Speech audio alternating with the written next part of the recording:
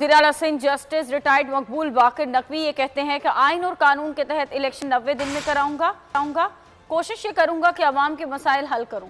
बोल न्यूज़ से गुफ्तगू में उनका कहना था कि फिलहाल निगरां काबीना के हवाले से कोई फैसला नहीं किया। मुझे मुंतखब हुकूमत ने कुछ नहीं कहा कि क्या करना है, जरूरत पड़ी तो मुशावरत करूंगा।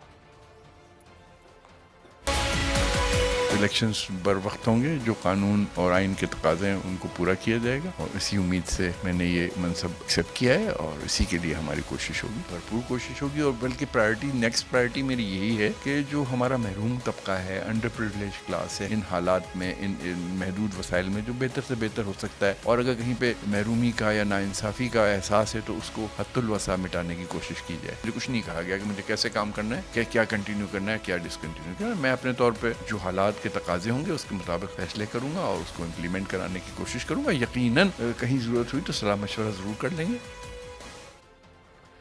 लाहौर हाईकोर्ट ने पंजाब भर में तैनात जूनियर अफसरान को सीनियर